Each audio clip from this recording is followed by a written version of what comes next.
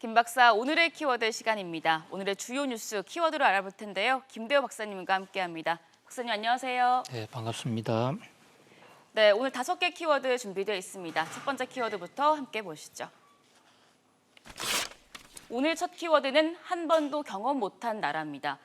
어제 임대차 3법 중 2법이 국회를 통과하고 오늘 임시국무회의를 열어 의결할 예정입니다. 법안이 공포되면 바로 효력이 생기는데요. 나머지 전월세 신고제도 다음 주 내로 통과가 될 것으로 보이고요. 박사님, 그야말로 속전속결입니다. 예, 빠르면 오늘부터 이른바 임대차 3법 중에서 가장 강력한 계약갱신 청구권제 또 이 전월세 상한제가 발동이 될 것으로 보입니다.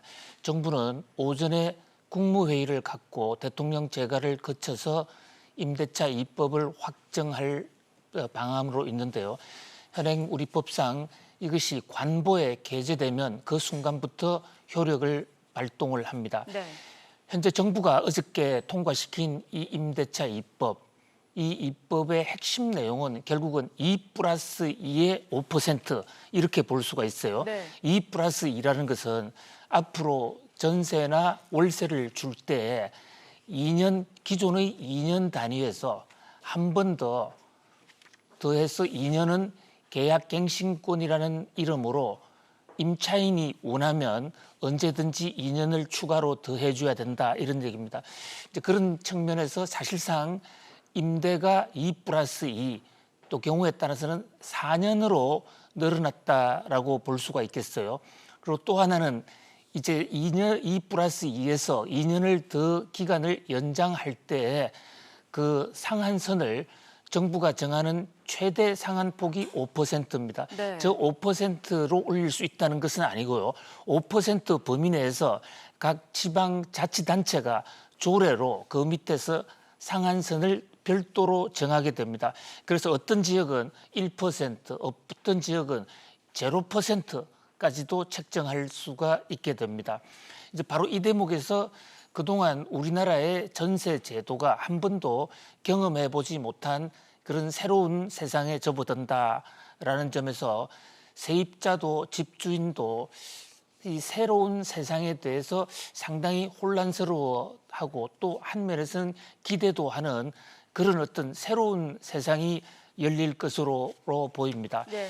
그래서 문제는 이런 새로운 세상에 적응하는 데서 빨리 적응을 해야 되는 것이 매우 중요할 것으로 보이는데요. 정부 입장에서도 관련 부작용에 대한 대응 대책 또 세입자나 임대인 입장에서도 관련 제도에 대한 충분한 이해를 해야 될 것으로 보입니다.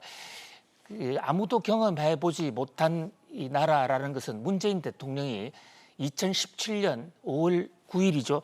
취임사에서 한 얘기입니다. 떨린 가슴으로 한 번도 경험하지 못한 나라를 만들겠습니다라는 대목이에요. 네. 이 대목에서 이번 이 한 번도 경험해 보지 못한 전세 계약 제도, 이 제도에 대해서 일각에서는 임차인의 세입자의 권한을 최대로 보장한 특히 그 중에서 세입자가 원하면 더 살게 할 수 있게 하는 이 계약갱신제도, 그다음에 또 5% 범위 내에서 임대료를 함부로 올리지 못한 이 제도가 가지지 못한 집 없는 사람의 서름을 해소해주는 한 번도 경험해보지 못한 세상을 열어줄 것이라는 그런 기대가 있는가 하면 네. 또 다른 한쪽에서는 재산권을 함부로 침해하는 또 소급 입법까지 동원하는 한 번도 경험하지 못한 나라라는 비판적인 의미에서의 이 한 번도 경험하지 못한 나라라는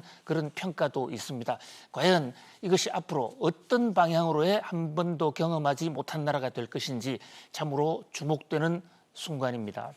네, 이어서 두 번째 키워드도 바로 보도록 하겠습니다.